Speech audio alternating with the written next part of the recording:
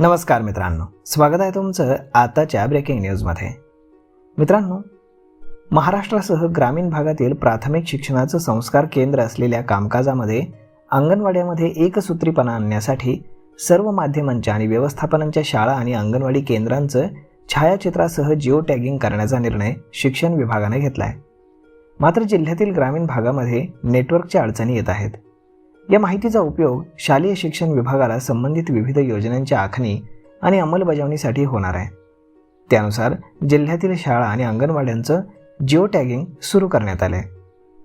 राज्यभरातील सर्व शाळांबाबतची माहिती केंद्र शासनाच्या UDIS या संकेतस्थळावर उपलब्ध आहे। मात्र यामध्ये गाव, चावड्या, वस्ती यांचं ठिकाण, लोकसंख्येची घनता, रस्ते, 2 शाळांमधील अंतर, शाळांच्या जवळ शासनाच्या इतर विभागांद्वारे उपलब्ध सोयीसुविधा याबाबतची माहिती शालेय शिक्षण विभागाकडे सध्या उपलब्ध नाही।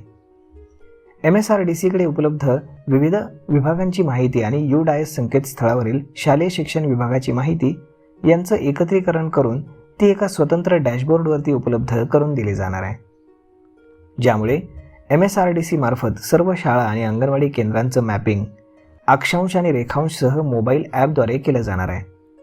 यामध्ये विविध विभागांमार्फत कार्यरत सर्व शाळा तसेच अंगणवाड्यांची माहिती संकलित केली जाणार आहे। शिक्षण विभागाकडून राबवण्यात येणाऱ्या विविध योजनांच्या अंमलबजावणीसाठी या माहितीचा उपयोग होणार असल्याचं विभागाकडून सांगण्यात आलं आहे। जिल्ह्यातील ग्रामीण भागामध्ये सध्या नेटवर्क नसल्यानं जिओ टॅगिंग करताना काही अडचणी ह्या येत आहेत। तर आता नक्की जिओ टॅगिंग म्हणजे काय हे पहा। तर जिओ टॅगिंग म्हणजे फोटो, व्हिडिओ, संकेतस्थळ किंवा इतर माहितीला भौगोलिक स्थान जोडणे।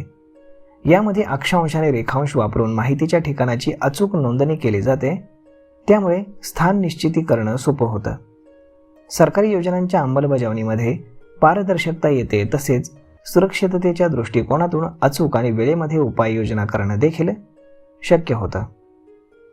तर मग मित्रांनो, अशा पद्धतीनं शाळांमध्ये आणि अंगणवाड्यांमध्ये जिओ टॅगिंगच्या कामाला जोरदार सुरुवात झालेली आहे।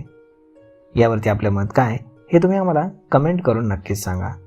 आणि जर हा व्हिडिओ तुम्हाला आवडला असेल तर आपल्या जवळच्या मित्रमंडळींसोबत देखील हा व्हिडिओ तुम्ही शेअर करायला विसरू नका। धन्यवाद।